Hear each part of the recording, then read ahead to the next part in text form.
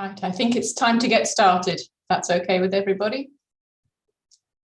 Welcome everyone to our seminar series, The Policy Implications of Recent Globalization Research.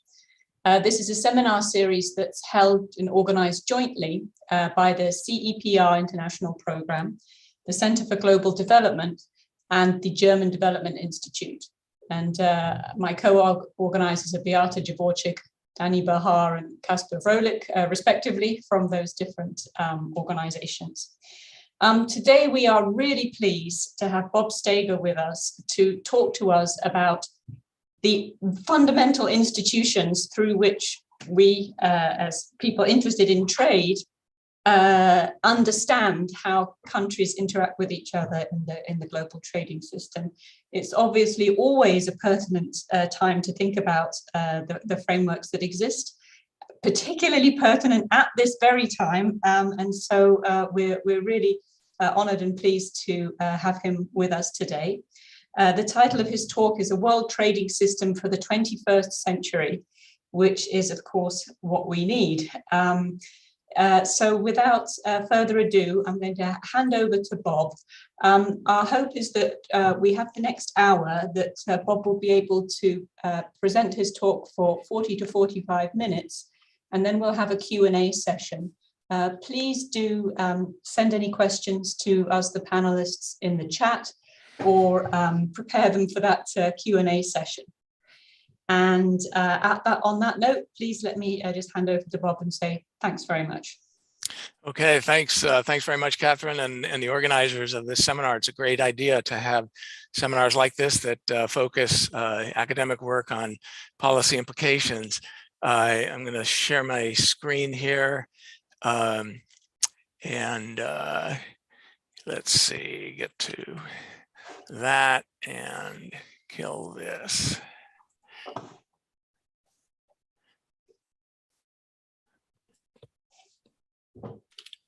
Okay, so thanks for coming. And today I'm going to be talking about, as Catherine said, the title of the talk is A World Trading System for the 21st Century. And that actually is the title of a book that I wrote that's forthcoming in November of this year. And this was a book that is based on the Olin lectures that I gave in 2016. And as part of giving those lectures, you sign a contract with MIT Press to turn them into a book. And it took me 5 years to ultimately do it. But I finally did it. I had sabbatical last winter and did it then. And so this talk will be about a lot of different research. The way that I think your seminar likes to have not a single paper, but a broad set of papers. But on the other hand, it will be pretty narrowly focused on my own work because that's what the Olin lectures are about. And so I apologize in advance to those who have done lots of important work that I won't be talking about, but hopefully the things that I'm talking about will be complementary to what we know from others' work as well. So the idea of the talk and the book is to start from the view that the GATT performed pretty well in the 20th century. As we know, it hosted 8 rounds of multilateral negotiations, dismantled a web of restricted trade protection, and the average tariffs on industrial goods were reduced to below 4% by the end of the Uruguay round. But the challenge to the WTO's position at the top of the world trading system is getting more and more significant and severe. And I would list a number of those challenges, not an exhaustive list, but certainly maybe at the top of the list is China's 2001 accession to the WTO, which has challenged the approach to globalization that the GATT before the WTO and now the WTO has taken, which is primarily focused on market economies. Also, the rise of large emerging and developing economies in the world system, trading system more generally, has placed new demands on the system.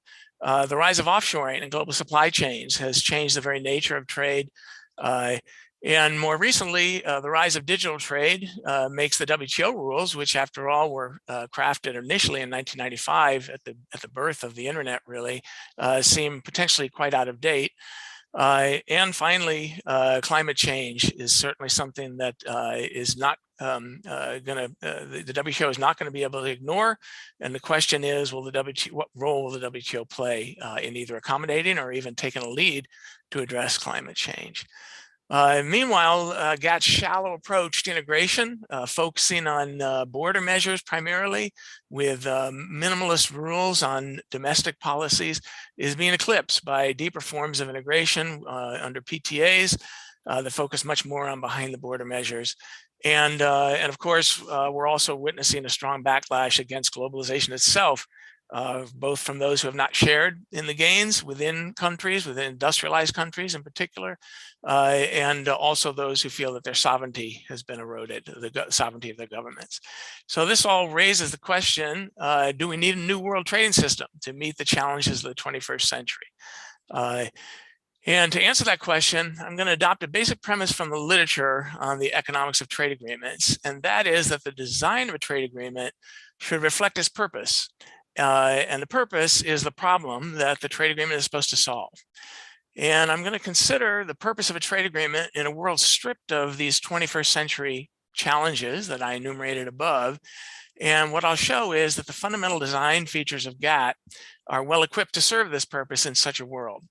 And I'll also argue that this harmony between purpose and design can help account for the success that the GATT WTO had in the 20th century.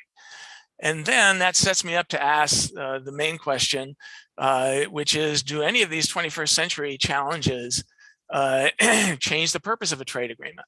If they do, then the design of the trade agreement and presumably the WTO or some replacement for the WTO is going to have to change. If they don't, then in principle, the basic WTO structure can address these challenges. Well, what I'm going to argue is that the logic of GATT's designs transcend many, though not all, of the current challenges faced by the WTO. And in particular, the challenges posed by China's economic model, the challenge posed by the rise of large emerging and developing economies in the world trading system more generally, the challenges posed by digital trade, and the challenges posed by accommodating efforts to address climate change. All those challenges, I'm going to argue, can in principle be addressed with the basic structure of the GATT and WTO design. On the other hand, the rise of offshoring and also the push for regulatory harmonization as an end in itself may create more fundamental need for more fundamental changes in the GATT WTO structure. But I'll argue here that that even in light of this, it probably is best to stay with the GATT and WTO structure and try to accommodate these more fundamental issues as well. And so that's what's going to lead me to the punchline of this talk, which is that I'm going to argue that the best advice for designing a world trading system for the 21st century is probably not move fast and break things, Mark Zuckerberg's famous line for Facebook, but rather keep calm and carry on. And with that advice, I'm not claiming that reforms to the world trading system are not needed, or even that all is well at the WTO. Certainly is not. But I am claiming something that I think is important, and I'm taking a stand on that. And that is that the basic architecture of the GATT WTO, and of the GATT in particular, is well suited to guide the design of the world trading system of the 21st century. Okay, so that's what's at stake in this talk. I'm going to try to convince you of that. If I fail to convince you, then I failed. If I've convinced you, then I've accomplished something that's consequential. Okay, well, a key starting point for this talk is the observation that the WTO's legitimacy is not built on the case for free trade. Rather, it's built on a much more general case in economics, and that is the case for internalizing international policy externalities. And just as a kind of a spoiler alert, or if you sign off and don't want to listen anymore or fall asleep, this is going to kind of structure the logic of my argument in the talk. Because if the GATT WTO was well designed to handle the international externalities that emanate from unilateral trade policy choices in the 20th century, and if the 21st century challenges faced by the WTO do not change the nature of those externalities, then my argument is that the WTO will be well designed to handle the challenges of the 21st century. And that is basically the structure of what I'm arguing here. So what about the purpose of the world trading system? Well, from an economic point of view, in a broad set of environments, the purpose of a trade agreement ends up being the same from a formal perspective, and that is to eliminate terms of trade manipulation from tariffs and expand market access to efficient levels, and thereby, in economist jargon, to provide an escape from a terms of trade-driven prisoner's dilemma. And it turns out that this is a very general result that holds in lots of different environments. It holds regardless of the underlying government objectives that governments take to the table, which is very important since the WTO and GATT before it has always claimed to be a member-driven organization that is really just facilitating the ability of the members to negotiate better outcomes given their own preferences. It holds in a many country, perfectly competitive world if tariffs conform to MFN, which I'll come back to in a minute. It holds in a general equilibrium or partial equilibrium setting. It holds with when trade is in goods or in services, and when governments have access to additional domestic regulatory tax instruments. It holds in models that deviate from perfect competition, such as Cournot or monopolistic competition with homogeneous firms, and in models with monopolistic competition and heterogeneous firms. It does require a complete set of trade tax instruments to make that claim, but importantly, not a complete set of policy instruments more generally. And finally, it does require the absence of international non-pecuniary externalities associated with policy choices. So the focus is going to be on pecuniary externalities that travel through prices and markets. And after all, that's what trade does, when we trade with other countries, it affects prices, and that's the externality that is going to be the focus of this talk and the literature that I'm reviewing. What is being left aside are reasons that we might care, for example, about the labor standards in another country because we care directly about the welfare of the workers in that other country. That's an international non-pecuniary externality that requires a different sort of international agreement. What is included would be if we care about the labor standards in other countries, because if that country has low labor standards and therefore cheap labor, they can export lots of low-cost goods to our country, and that can drive down the living standards of our own workers. That is very much what this is all about. So the race to the bottom sort of forces is certainly included. Well, what about the design? So the summary of that point is that the purpose of a trade agreement is generally thought in economics to be essentially the same for many, many different settings. What about the design of the world trading system of the 20th century? Well, the world trading system of the 20th century was GATT and the WTO, created in 1995, which built on GATT, and it includes MFN, reciprocity, and a shallow approach to integration. And in essence, this triad seems well designed to serve the purpose of a trade agreement, if the purpose is to help countries escape from a terms of trade-driven prisoner dilemma, with a minimal sacrifice of national sovereignty. So MFN and reciprocity, in a nutshell, simplify the tariff bargaining problem. And very briefly, MFN, which is the non-discrimination principle, preserves the simplicity of the terms of trade externality in a many-country world. So in a two-country world, there's a simple terms of trade, and there's no question of discrimination. And that externality is preserved in its form when we go to many countries, provided the countries are using non-discriminatory tariffs. So MFN preserves the simplicity of this terms of trade externality, which is important if we think that it's the international externality and the terms of trade externality in particular that is causing the problem for a trade agreement to solve. MFN is going to preserve the simplicity of that problem to solve. Reciprocity, well, that actually helps to direct the focus of bargaining away from terms of trade movements and toward other things. And terms of trade movements at the end of the day are zero sum. If I try to bargain with you and get a better terms of trade, that is taking income from you and giving it to my citizens. And if you're trying to push for better terms of trade, that's taking income away from me and giving it to your citizen.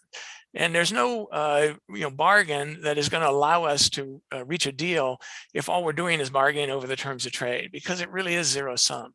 But there are other gains from trade and gains from liberalizing tariffs that are very much positive sum. And reciprocity is a simple way of essentially neutralizing the terms of trade impacts of our bargain and allowing us to focus on what really matters, and that is the positive sum aspects of trade liberalization. The economic logic of shallow integration is also sound. And I have details in the slides that I won't go through, a couple of just simple mathematical details that are at the back of these slides. And the slides will be posted after the talk if you're interested. But essentially, according to the terms of trade theory, a tariff, as all trade economists know, is the first best instrument for manipulating the terms of trade. It's basically, that's the only thing that a tariff is the first best instrument for, but it is the first best instrument unilaterally for improving my terms of trade. And what that means then is, if in our non-cooperative setting, Nash tariffs are going to be inefficiently high.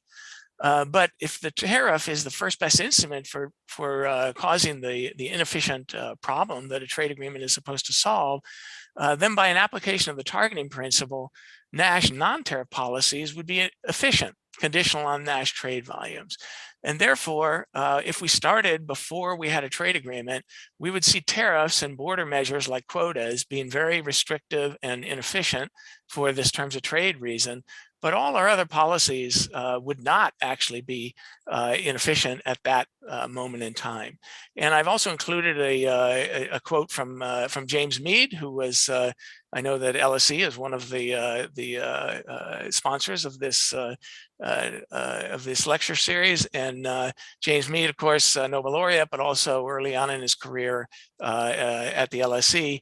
And that quote resonates nicely with these kinds of ideas. And James Mead was probably, along with Keynes, the key economist involved in actually the design of the GATT. What does the theory then suggest? It suggests that in principle, a trade agreement could focus on lowering tariffs as a means of expanding trade volumes and market access. And in the language of GATT, that's known as conditions of competition, market access, and lowering, expanding trade volumes and market access to efficient levels, and then put in various market access preservation rules that essentially apply to non-tariff policies, all the behind the border measures that started out efficient. They weren't the problem when we started out negotiating in GATT, and just prevent countries with those rules from using those behind the border measures to backslide on the market access commitments that they make. And essentially, that's exactly the structure of GATT.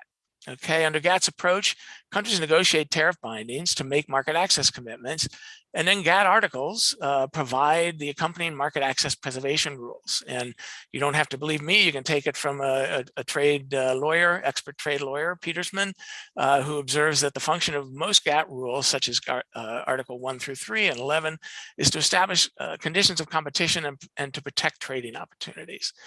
So the punchline there is that the design of the GATT is very much in line with what simple theory, the terms of trade theory, would suggest could be a way to use MFN, reciprocity, and shallow integration to achieve the solution that a trade agreement is supposed to bring, and that is solving the escape from the terms of trade-driven prisoner's dilemma. All right, well, that's so much for theory and in principle. What about evidence? Well, there is also quite a bit of evidence that the GATT WTO design features have helped governments achieve this purpose. And I list just a number of the papers there. There are quite a number more. But I'm going to just focus on 3 papers. And as I mentioned, these are just 3 papers that I am involved in. And again, my apology, and not because they're necessarily the most important by any means favored, but because given the online lectures, I was focusing on my own work. That was part of the deal. So these 3 papers focus on various aspects of GATT WTO tariff negotiation. The first one, which I'll start with, is a paper with Kyle Bagwell. And there we focus on 16 countries that negotiated accession to the WTO after its creation in 1995.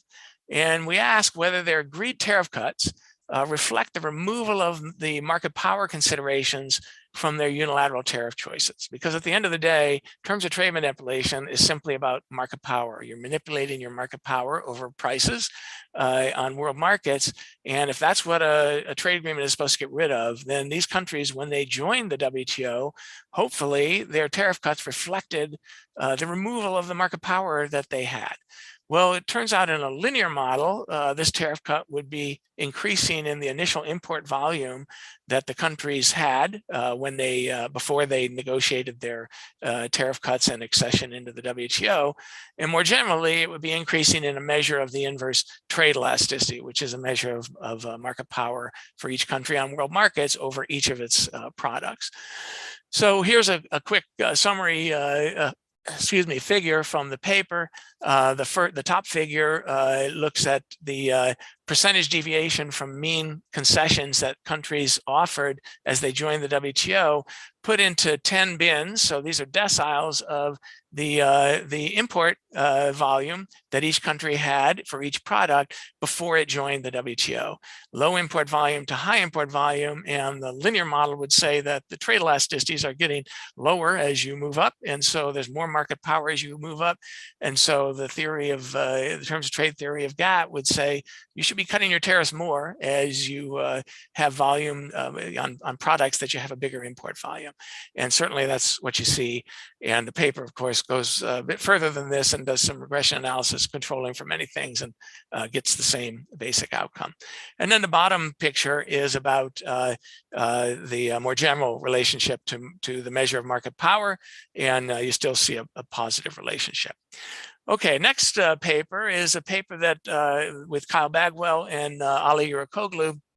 And this paper focuses on the Torquay round and the bargaining that actually occurred. And one of the great things about studying GATT, if one is interested in doing that, is there's a tremendous amount of actual bargaining data that the GATT and now the WTO has made public and available and is up on their website. And these are the offers and counteroffers that countries actually did. And the interesting features of those negotiations is that many of the GATT rounds utilize bilateral tariff bargaining on a offer request offer tariff line item basis. And the requests for market access were matched by reciprocal offers with the results multilateralized according to MFN. So according to the terms of trade theory, this approach to tariff bargaining should be able to eliminate strategic bargaining behavior and simplify dramatically the bargaining. And in theory, there are papers, and a paper with Kyle Bagwell makes that point in terms of arguments of dominant strategies for these bargains. But in fact, there's great evidence from practitioners who were observing these bargains and made nice statements that really dovetail with this point. And so here's a statement from Curzon from a book in 1966, and he's describing the negotiations in the Torquay round for this, and he says the requests of governments cannot be higher than their offers, and negotiations start from this maximum position. If all requests are granted, all the offers will be fulfilled. Similarly, all other contracting parties are likely to make offers which match the requests they have made. So he's describing reciprocity there. As some of the requests are rejected, some of the offers are withdrawn. This procedure has been raised to GATT principle and is not laid down by any rule. It is a convention, but one which creates a much better negotiating climate than the opposite trend, which was a feature of the classical bilateral negotiations. Then everyone put forward very low offers with the intention of increasing gradually if the bargaining proved profitable. A country never knew, however, when it had reached the maximum its partner was willing to concede. So Curzon is making the point that the GATT negotiations innovated in a way that previous tariff negotiations among countries had not, in that this norm of reciprocity in MFN ended up creating a very good bargaining environment. And that bargaining environment he's describing is one in which there's no point in making a lowball initial offer saying, I'm going to only cut my tariffs a little, but I want you to cut yours a lot. because all governments are expecting non-strategic behavior, according to Curzon and according to our theory. And so I would take your lowball offer as a face value and say, well, you probably don't want too much tariff liberalization, so I'll reciprocate your small offer. And that's exactly what happens in the data. So we've broken the data in this paper into old timers. So these are GATT members who were members in previous rounds of negotiation. The Turkey round was the third round, and so these are the outcomes of bargains, where the sales column that I'm looking at here is the offer made by a country to reduce its tariffs, and the purchases are the offers made by its trading partners. And this column here says the initial offer as a percent of the existing tariff.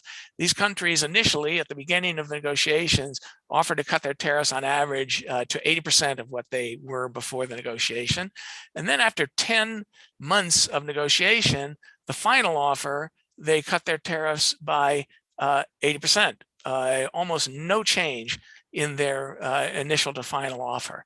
And that is at least consistent with the idea that dominant offer strategies were there for offers, and there was no messing around with strategic trying to lowball and start out with a very small cut and only go down if you ran into a tough bargaining partner. And on the purchases, these are their partners, and the partners are doing pretty much the same, although you can see that the partners actually lower their tariff cuts from the initial to the final a little more than these old timers. But notice that the partners are everybody. And that's what's interesting here, is that Curzon himself says actually in the Turkey round, there were several newcomers that came to GATT, and they were unaware of the new technique and started out with lowball offers. And eventually, in the course of the negotiations, they found that they were not able to have any strategic impact, and they either walked away from the bargains with their lowball offers, or they finally came down and reciprocated. And that's exactly what we see in the data. These are the GATT newcomers. So again, their sales are their initial tariff cut offers, 85.5% of their initial tariff at the beginning of the round, and by the final round they had negotiated down to 81.9. On the other hand, the bargaining partners they were bargaining with, very small change, again, because most of the bargaining partners they were bargaining with from 83 to 82, those were old timers who knew the deal and weren't messing around strategically. Okay, finally, the last paper that I'll just very quickly talk about is a paper that asks a counterfactual question, and that is, well, what would happen if bargaining in the WTO occurred under different rules than MFN and reciprocity and shallow integration? And we're going to pick here MFN as the one that we relax, and we're actually not imposing reciprocity. And the simple idea is that it's well known that MFN creates a free rider problem. If you're bilaterally bargaining and you're going to offer the non-discriminatory tariff cut to all third parties, well, then they can sit by the sideline and they're going to get something from that. So that could create a free rider problem, and it might keep countries from liberalizing all the way to the efficiency frontier. And that often suggests or motivates the call that observers have that, well, we should get rid of MFN. And in particular, the Trump administration and Wilbur Ross, Commerce Secretary, was very explicit about this, that they thought MFN was a horrible idea and you should just match tariff with tariff on a discriminatory basis for countries. Well, what's not often kind of acknowledged in that statement is that getting rid of MFN doesn't eliminate the externality from tariff negotiations bilaterally. It just changes the nature of the externality. In the absence of MFN, you're turning what would have been a positive externality to third parties into a negative externality that is basically the trade diversion.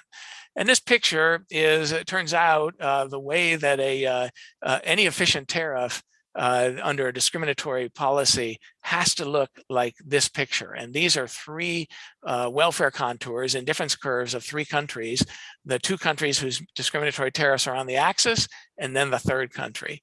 And the important thing to note here is that if that point is any point that's efficient has to look like this, and that means that two countries could get together and negotiate a reciprocal cut. They could both cut their tariffs moving down in here, and that would hurt the third party. And so efficient tariffs are going to be not very stable in a setting where you have discriminatory bilateral tariffs. And in particular, it's going to lead to that discrimination, or the absence of MFN is going to lead to naturally over-liberalization. And that's basically what we find in a counterfactual in this paper, that the benefits from negotiating in the Uruguay round under MFN are eliminated. And in fact, the benefits relative to the status quo turn negative. And the reason they actually turn negative, that countries actually lose from negotiation, is because we're using a Nash and Nash Horn-Walensky type of bilateral bargaining with externalities equilibrium, so that this kind of thing is possible. But the main takeaway is to note that according to our counterfactuals, getting rid of MFN would actually be much worse than staying with MFN in a bargain. All right, so summarizing that, if the design of a trade agreement should reflect its purpose, that is the problem it should solve, well, in a world stripped of its 21st century challenges, the purpose of a trade agreement, according to most economic theory, is to help governments escape from a terms of trade-driven prisoner's dilemma. And I should say, when I say most economic theory, of course, there's other important economic theories, including commitment stories that are different, have different reasons for a trade agreement. But I'm focusing on international externality reasons, and they're pretty much its terms of trade externality. So I've argued that the fundamental design features of GATT are well equipped, and I've argued that harmony between purpose and design can help explain the success of the GATT in the 20th century. So now we get to the second half of the talk. I've got 15 minutes left, but I think I can do it, or at least get to the key parts of it. And that is the purpose of a trade agreement different in the 21st century? If so, then fundamental changes to the design of the world trading system may be needed. If not, then the fundamental design of the GATT should be adequate to meet the challenges of the 21st century. So now I'm going to consider these 5 different challenges. I'm sure I won't get to all of them in the talk, but they're all there in the slides, and you can look at the slides later. All right, well, the first is the rise of large emerging markets led by China. And here I would say that there's really 3 interrelated challenges. The first is the non-reciprocity and the rebalancing of market access commitments that is probably needed with China.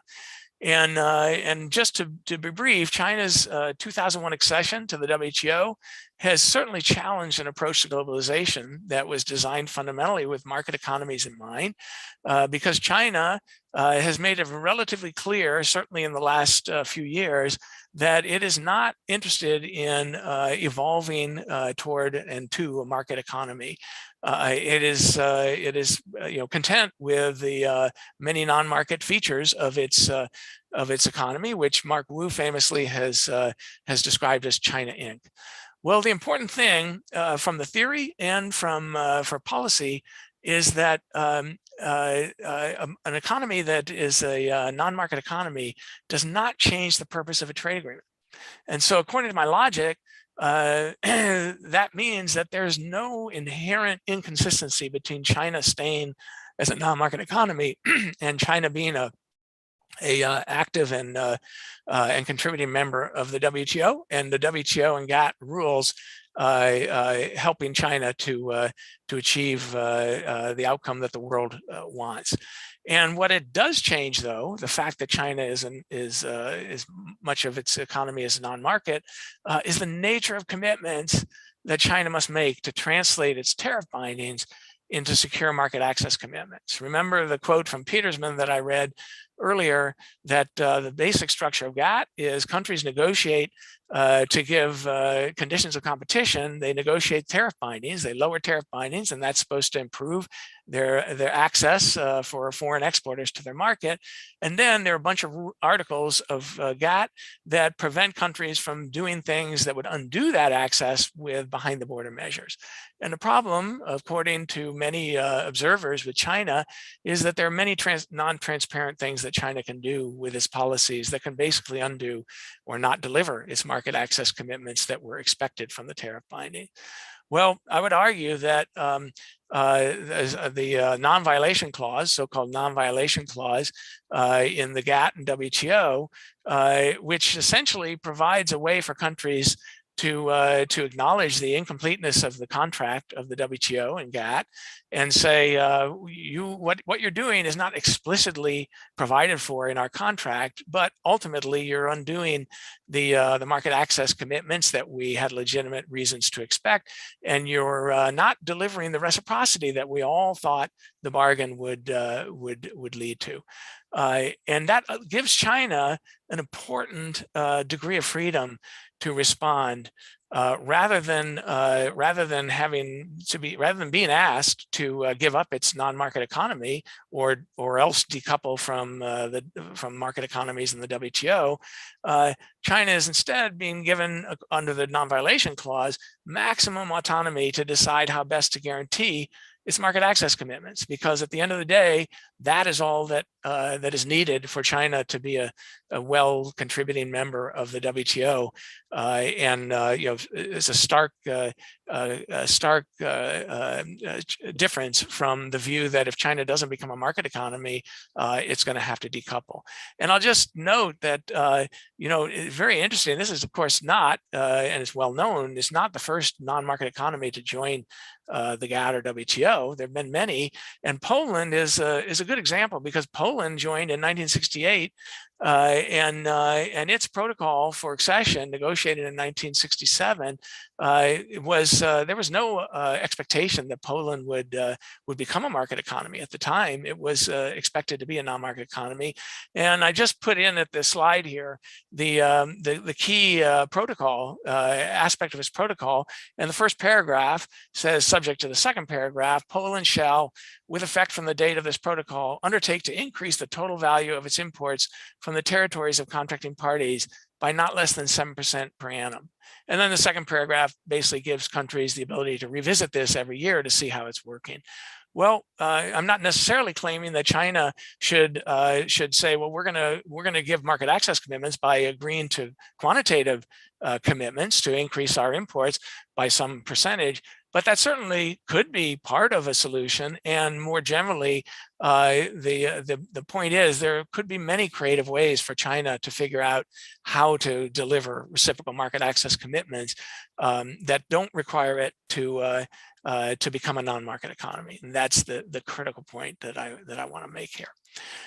Okay, secondly, I said these are interrelated challenges. Secondly, even if we were to solve the problem of non-reciprocity with China and get reciprocity restored or implemented with China, there's still the possibility that many countries, industrialized countries in particular, may be wanting to rethink their market access commitments that they agreed to implement in 1995. Because remember, in terms of MFN agreements, that was the last round. The current MFN tariff commitments that WTO members have were the ones they agreed to in 1995.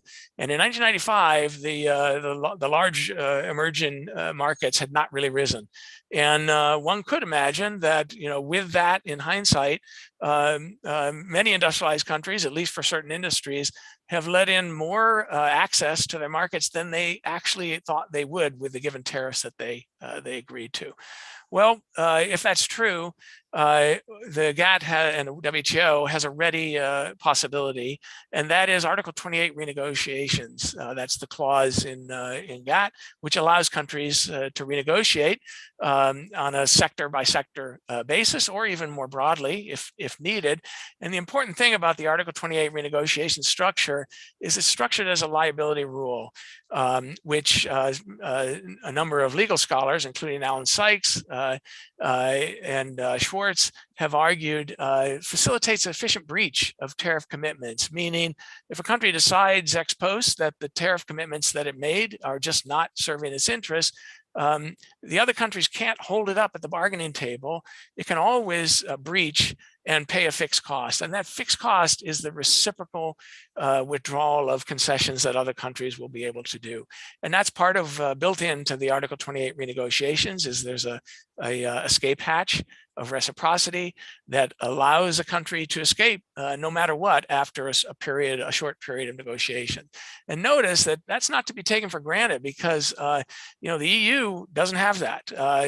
And that's very different from Brexit. We saw what the negotiations with Brexit were. It was a very difficult and painful negotiation.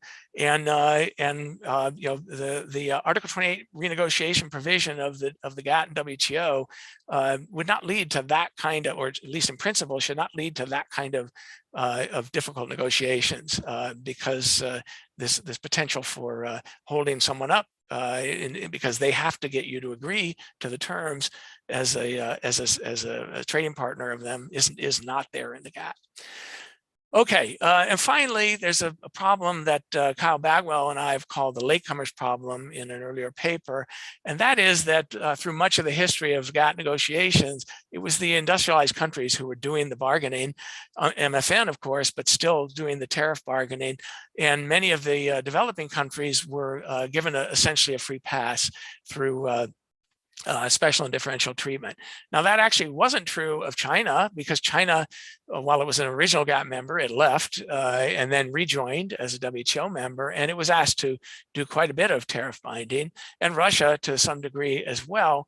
But many of the developing countries, India, Brazil, African countries, have done very little of actually cutting their tariffs through bindings. Many of the countries have now bound their tariffs, put a maximum level of tariff, but they've bound them at a very, very high level that allows a lot of wiggle room between their applied tariffs and where they might want to go if they had a need.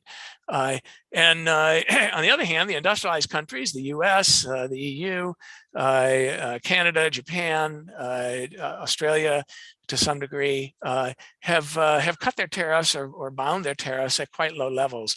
And what that now creates is what we could call a latecomer problem, and that is the countries, the large emerging countries that are now major players in the trading system, have not had the benefit of reciprocal tariff negotiations with other countries, because most of the industrialized countries that they would like to reciprocally negotiate with have already cut their tariffs to really low levels. And so that leaves the developing world with a conundrum, because they don't want to unilaterally lower their tariffs. Of course, there has been lots of unilateral liberalization, but that is for different reasons. That's not a negotiated liberalization. That is just a unilateral decision that low tariffs are a good thing for me. But given those unilateral tariffs, there's still, according to the terms of trade theory, there's still room to go in negotiating away the market power impacts. And they have no industrialized country bargaining partners to negotiate with.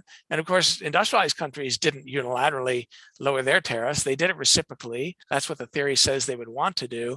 And so it doesn't seem appropriate to be asking developing countries to go on their own. Well, what we then need is, in this new world where we have large emerging markets and the rise of these markets, is that countries need the negotiating flexibility to transition toward the set of tariff commitments that the current WTO membership would have chosen to negotiate if they had not been constrained in their negotiations by the pre-existing tariff binding. So the thought experiment is to imagine that the GATT or WTO was created today, when every country was in fact at its non-cooperative tariffs. Where would those countries go? And you could imagine that there would be a lot more reciprocal liberalization between the US and China, and the US and India, and the US and Brazil, and Europe and Brazil, than in fact is encoded in the historic WTO negotiate bindings. And but that is where the efficient outcomes need to go. And so the question is, how can we get from where we are to where we need to go?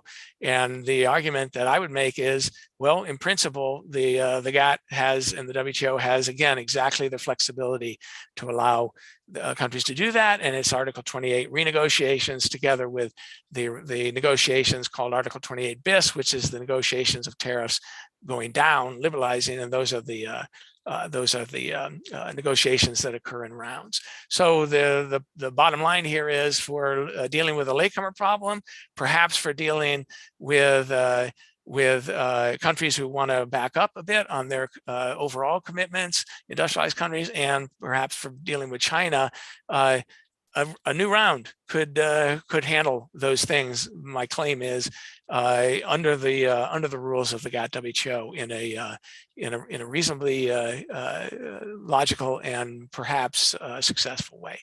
Okay, let me close. I'm getting close to the end of time, so I'm going to just close with climate change. That's really all I thought I would get to, but this is one that is also extremely important in addition to China and the developing countries.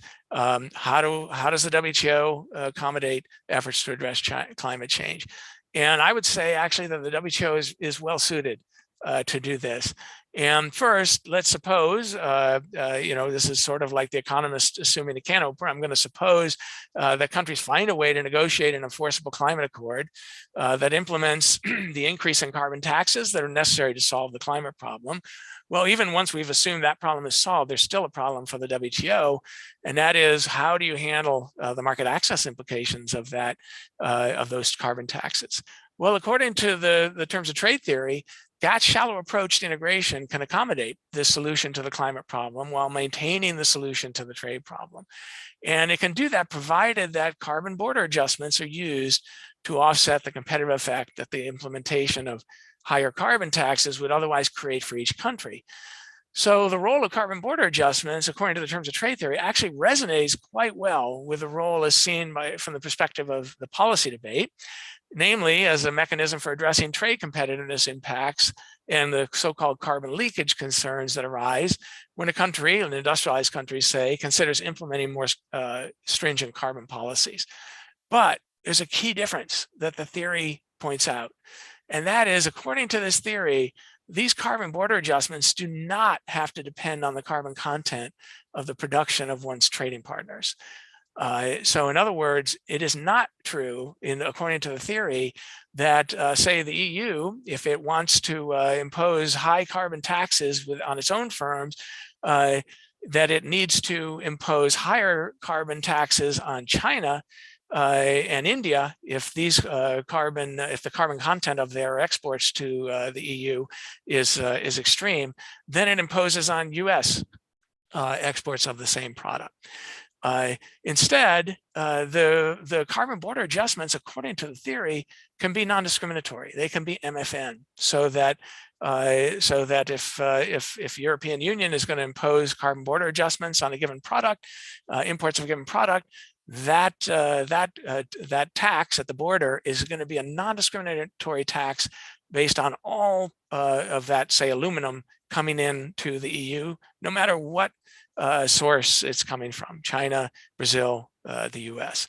And why is that true? Well, the adjustments, the carbon border adjustments, are going to moderate the market access implications of the EU's own increase in carbon taxes.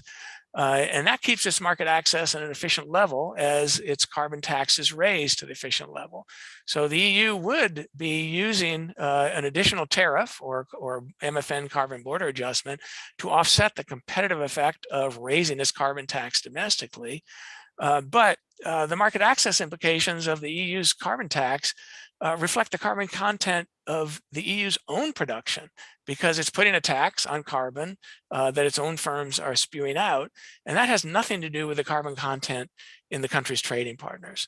And that's why, according to the logic, these carbon border adjustments need not be discriminatory. They could be MFN, and that has important implications for the developing world, who many countries are very worried about having to face much higher trade hurdles to get into a country like the EU or the US if they don't also impose similarly high carbon taxes, or at least reduce the carbon content of their own exports. Okay, and finally, the carbon border adjustments themselves, given that they would create MFN tariffs in the industrialized countries, well, those could actually be cut in exchange for reciprocal tariff cuts from large emerging markets. And that's a way that could potentially help solve the latecomers problem, because essentially what would be happening is the EU and the US, if they're the ones who are putting in high carbon taxes, they're now putting in higher MFN tariffs to offset the competitive effect of those carbon taxes.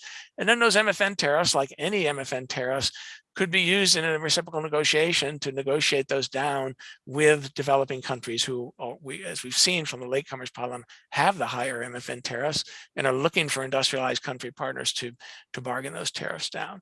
Well, it could also help actually with the enforcement of climate commitments, because indirectly, if the U.S. and the EU were to negotiate down these MFN tariffs that were carbon border adjustments in a grand negotiation with developing countries who reciprocally cut their tariffs, that's indirectly what really is happening is the developing countries are cutting their tariffs in exchange for the carbon taxes of the industrialized world. And if those carbon taxes are not followed through, then it's just a straight market access dispute in the WTO. It has nothing to do with the environmental aspect. It would be literally just market access dispute. That if the US and the EU were not following through on their carbon taxes, then developing countries would be able to dispute that, and the threat would be to re-raise their tariffs that they had negotiated away to get rid of the carbon border adjustments of the industrialized countries. Okay, so I'm off. I'm done with time. I'm not going to talk about digital trade, just to tell you that according to these theories, the WTO seems pretty well designed to handle that without major changes. The two things that would require more thinking are offshoring, to the extent that offshoring has changed the nature of the way international prices or the terms of trade between buyers and sellers on the international market are determined.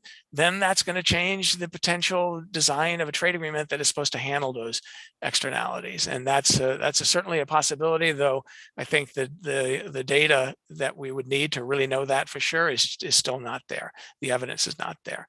And finally, similarly for the regularly push for regulatory harmonization, there are ways that the WTO could be altered to the extent that this problem is a big problem, and it is one that the WTO former Director General Pascal Lamy has highlighted. But the bottom line is, I don't think those changes, those developments, are enough to undercut what to me is the right way to go in designing a world trading system for the 21st century, and that is building on the GATT. So there's some elephants in the room. You can look at the slides, but that's a summary of what we have here. And I would probably close with these broad cross-cutting themes, that if there's one thing I would hope to convince you of from this literature, it's that trade agreements that lack deep integration provisions are not necessarily weak agreements. Shallow agreements may actually be a feature rather than a bug. And secondly, that the primary task for the GATT-WTO may have shifted, even if the purpose of the GATT-WTO is broadly similar. The task may have shifted because we may have actually traversed most of the way to the efficiency frontier, and now the task of the GATT-WTO is to hold us there, and to hold us there in the presence of shocks really emphasizes the flexibilities that would be needed, but those are there in the GATT-WTO, and they may just need to be used better. Okay, anyway, the best advice for designing a world trading system for the 21st century, I would say, is not move fast and break things, but rather keep calm and carry on. And I'm going to stop there, and sorry if I went over a little bit, and I'll stop my sharing.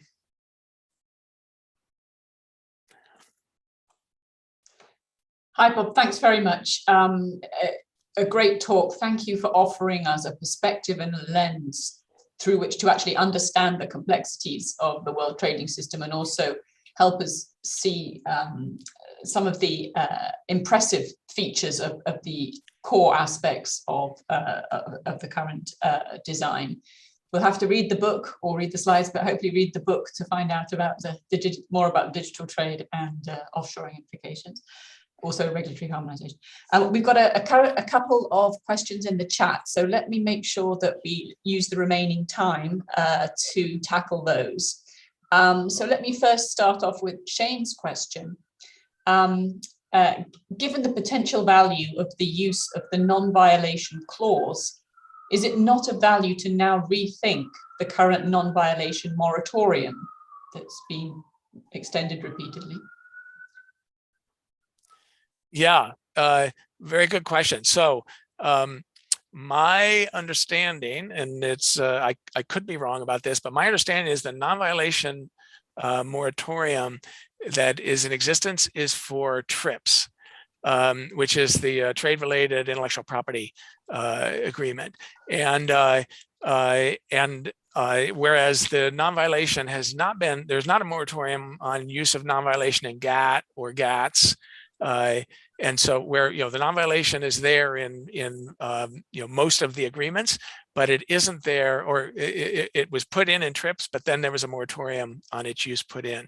And the question then is, should it be revisited in TRIPS? And I think that's a great question because I've been focusing in this talk on the market access aspects of China's non-reciprocity. And there's actually an important distinction between what TRIPS does and what the rest of the GATT WTO does. And most legal scholars, I think, would abide by this view that that the primary focus of GATT and the WTO, except for TRIPS, is about market access. That is, establishing conditions of competition in markets through legal bindings, and then letting exporters in foreign countries sell given those conditions of competitions into the market. TRIPS is not a market access agreement because it establishes a private right private property right for the intellectual property owners of the patents and copyrights, etc.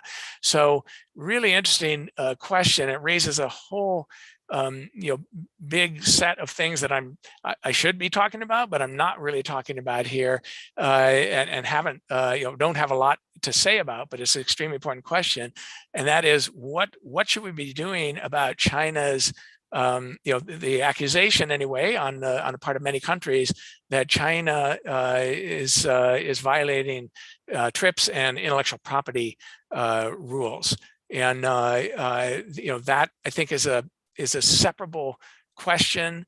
And the question then is, should that also have a non-violation aspect associated with it? And if so, then the moratorium on non-violation in TRIPS should be taken away.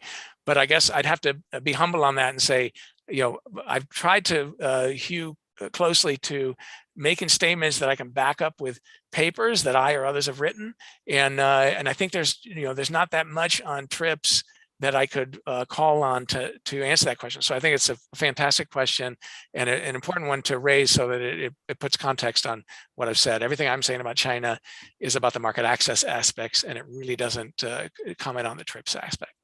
Yeah, still on China, question from Emmanuel in the chat.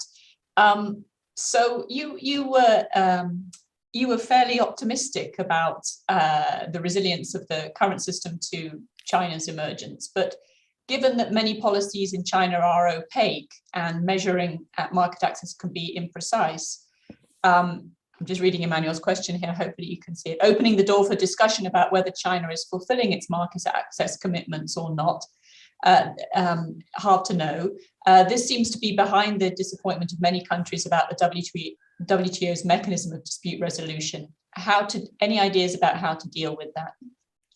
Yeah, great question too.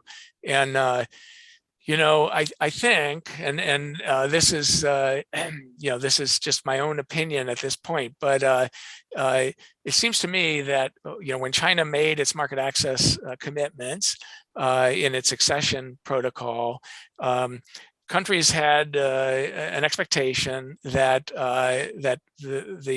China's joining the WTO was going to establish reciprocity and market access commitments between China and its existing WTO members, and that expectation was built on two dimensions. The first dimension was that China was going to lower its tariffs on, and it did lower, it bound its tariffs by much more than most developing countries who joined after the WTO, and certainly the developing countries who joined during the GATT years ever did. So China was definitely asked to do quite a bit on its tariffs. And it also, of course, made some other specific commitments that no other country did, like on export taxes and things of that nature.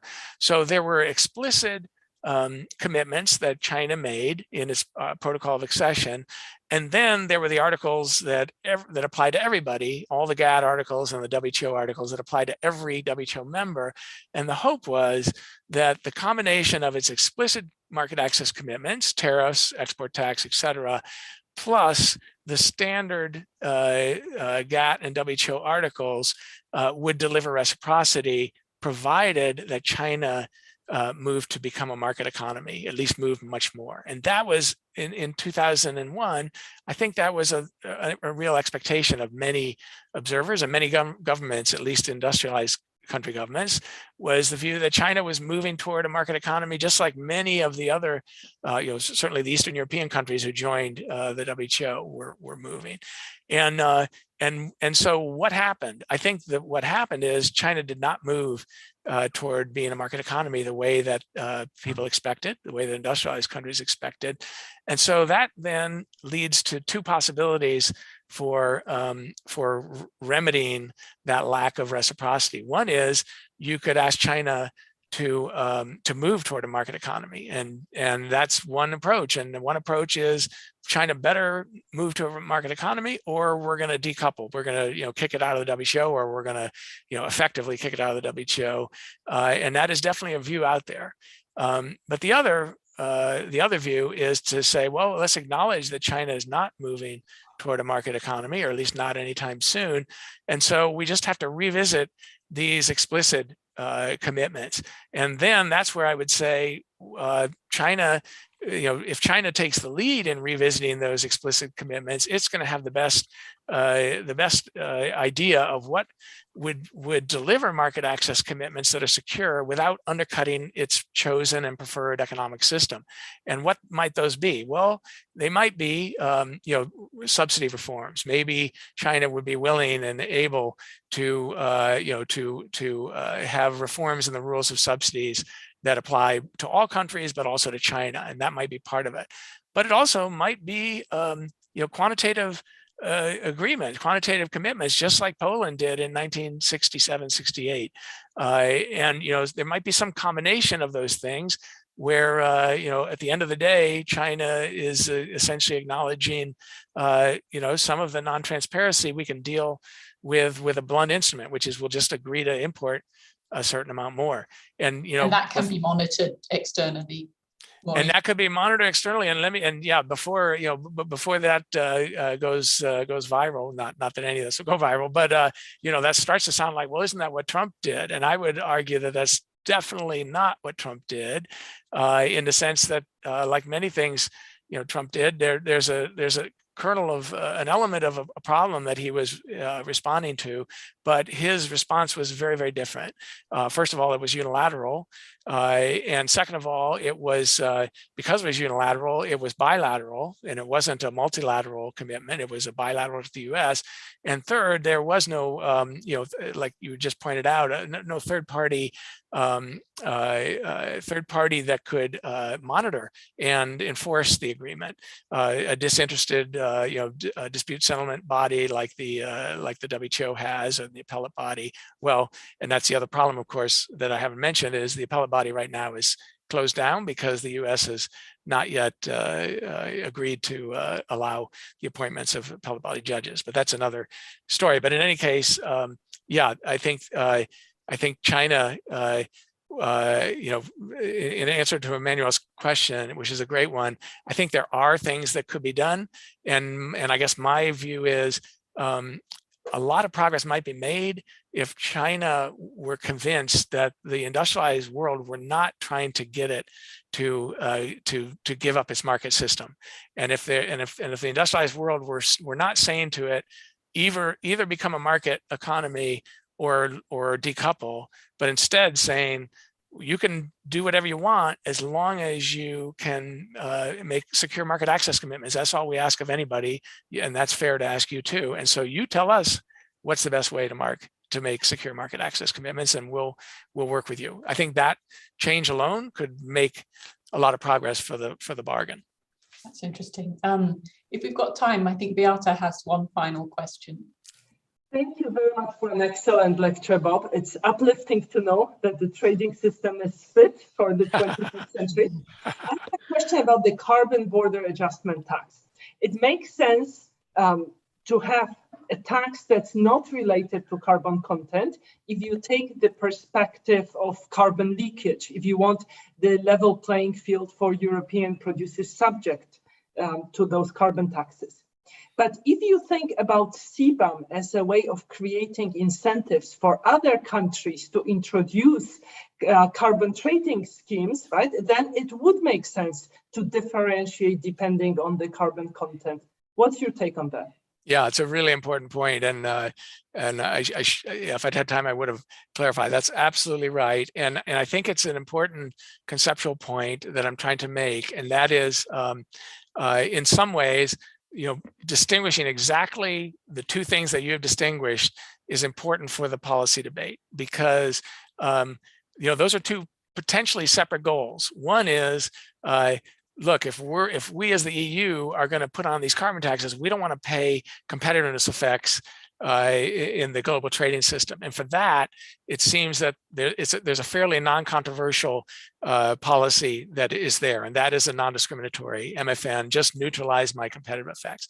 And then there's a second policy goal, which is exactly the one you stated, which is, well, that's not just, the EU doesn't just want to do that, but they want to incentivize other countries to do the same thing. And then absolutely the way to incentivize other countries is to say, by the way, if you don't do what we're forcing our firms to do, we're going to make you pay the same tax that we're making our firms pay. And that's, as I take it, that's what CBAM is. And in that sense, it's non-discriminatory in the sense that it's not discriminating across firms based on their, if you have the same carbon content, you got to pay the same tax. But it is discriminatory in terms of this, it is discriminating based on carbon content. And that is this important distinction, is you don't need to do that in order to just solve carbon leakage, but you might well want to do that if you want to incentivize other countries. And that, the reason I think that's a really important policy point is that the first one, as I mentioned, just stopping carbon leakage, should be fairly non-controversial, both in WTO law and in the world, and developing countries should have no problem with that. Whereas the second one is very controversial among developing countries, and it gets to the point of this feeling that developing countries have not had the 100 years to spew coal, and why should they be having forced to do as much as the EU is doing now? They should get a pass, at least for a decade or whatever. And that issue, I think there's that's a normative question that different countries will have different opinions on. But it seems to me that those two things could be separated, and the one is, which is most important, it seems to me, for the EU to go ahead and do what it wants to do and not pay a trade penalty. That one should be non-controversial in the WTO and elsewhere, and same for the US. That's my view. Thank you. Yeah, but very, very important point to bring up on this talk. I think we could continue this conversation for a long time. Unfortunately, we're out of time for this slot. Thank you very much, Bob, for sharing your expertise with us. A huge amount to think about, and as Beata mentioned, some grounds for optimism and reassurance. So thank you very much. It was a really fascinating talk. Thanks a lot, Catherine, and everybody, the hosts and everybody who joined. Really, really enjoyed it, and great questions. Thank you. Thank you. Bye-bye. All right. Thanks, guys. That was fun. Thank you very much.